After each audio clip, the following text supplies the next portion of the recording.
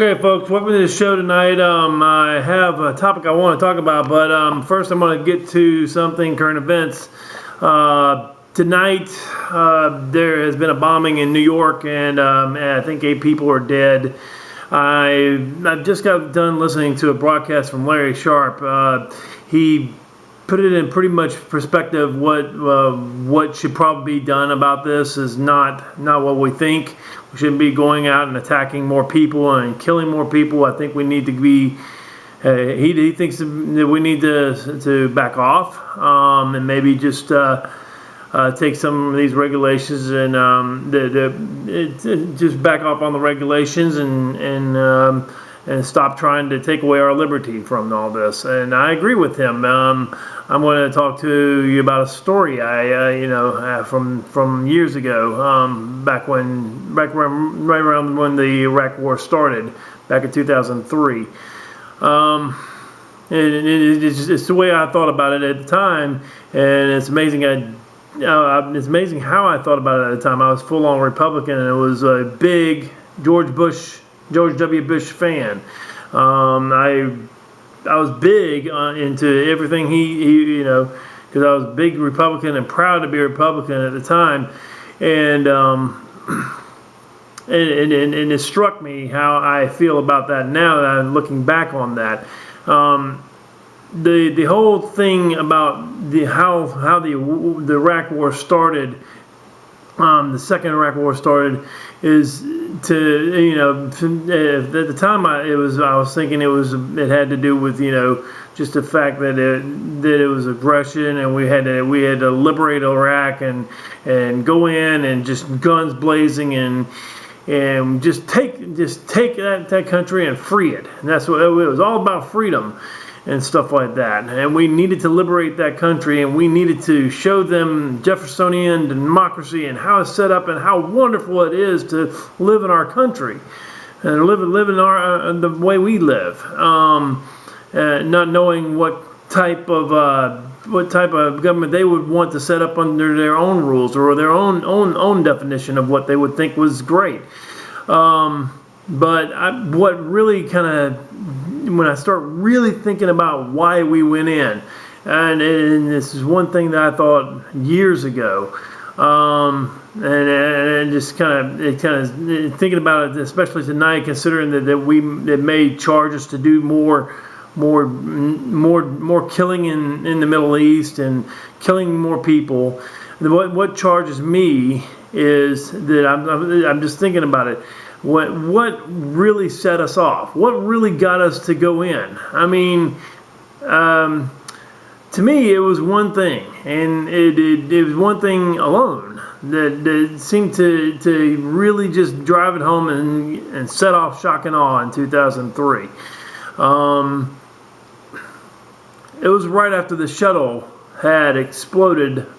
The shuttle Columbia, I believe, Yeah, shuttle Columbia had just broken up over the skies, and George Bush had said some heartfelt thing said a heartfelt speech about the Columbia crew, which included a Jewish person.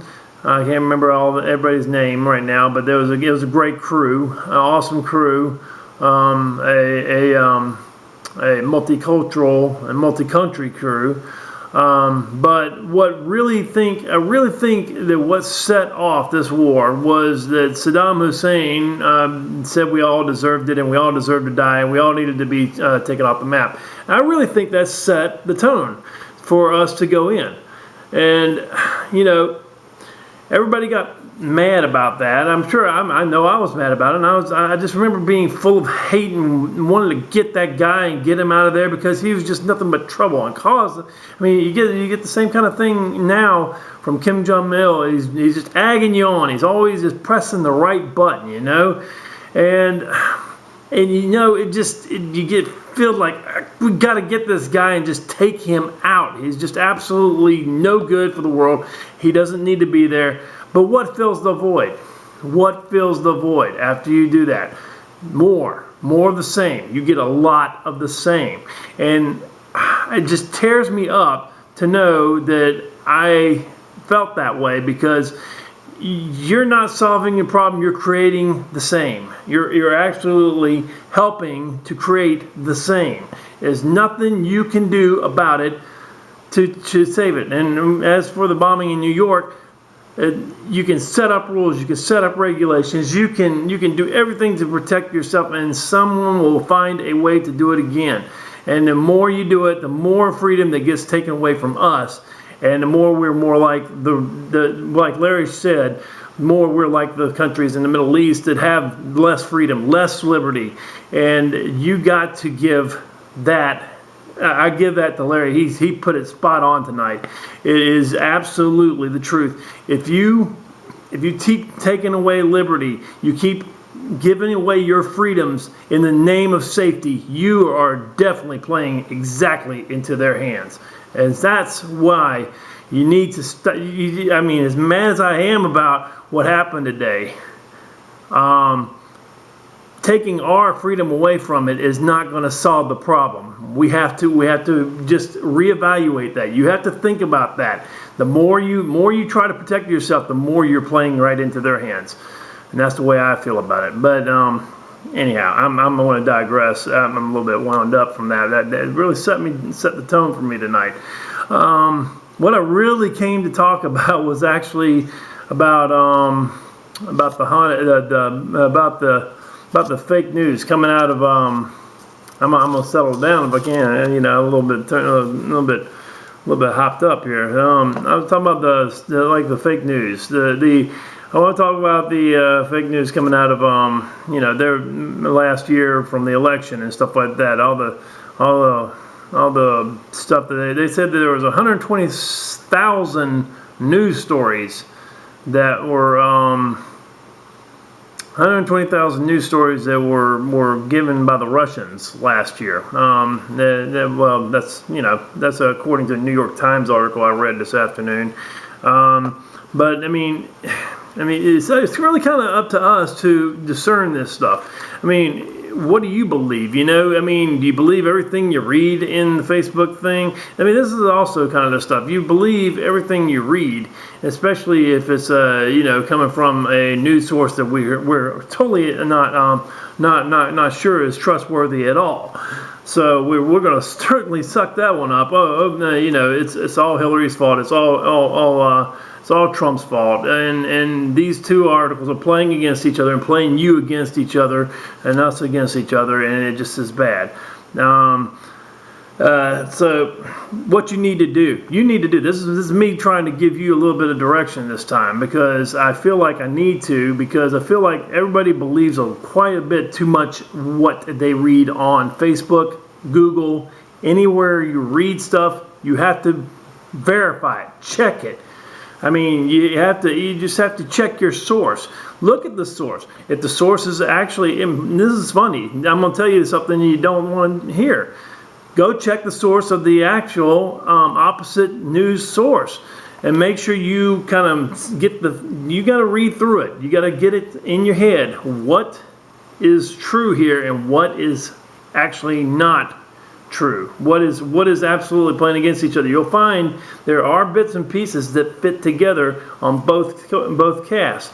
But if you're sitting here believing everything one side says, you're going to be against the other side, and then you're not going to get the full news story as it's supposed to be. You're going to get a bunch of yellow journalism. I mean, if you don't know what that term is, you definitely need to look that up.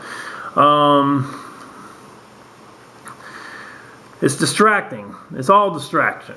I mean, 120,000 news sources, 120,000 news stories. I mean, it's a distraction from real news. I mean, real problems. Real problems in this world have to do with the $20 trillion in debt that we're in. And real news stories are the healthcare industry is crap. Got another bill today for over $1,000 for my kid's broken arm, and it's waste, and it also distracts us from all the wasteful spending and stuff like that. That wall that's going down in Texas that the people are going to dig under with shovels to get into the country. I mean, you got to understand that you're just playing right into whatever hands that because you're totally not even paying attention to what the news is about. You're actually just getting mad all the time at the other side. How can you fix things when all you do is walk around mad the whole time? It's just like I said before, you got to verify. I mean, and you got to see who your audience is, and I don't know. And then there's a guy in Washington that wants to try to fix all this. Yeah, he wants to fix it by Mark Warner, Democrat. He wants to impose this thing called the Honest Ads Act, and there's nothing honest about it. It's only going to make things a lot worse. If you believe everything you see on TV, if you believe everything you hear on the radio, and you believe everything they print in ads just like this one, you're in for a ride, because now they want to do it on the internet too. They want to regulate everything that comes online just as much as like comes on Facebook, comes on. This probably has to do quite a bit with net neutrality, which is not neutral at all. That's something I'm not going to try to touch on tonight. I mean, just look it up and read and look at your news sources. Don't look at one news source, look at a lot of them and different ones, because you're not going to get the same information from one side to the other, but I guarantee you it will take your freedom away. It's up to the individual. I'm gonna close with this, because I need to take it down a notch after this. But it's up to the individual to find the truth. It's not the government's role to tell us what the truth is. And I'll leave you with that one tonight. See you, and we'll talk at you next time.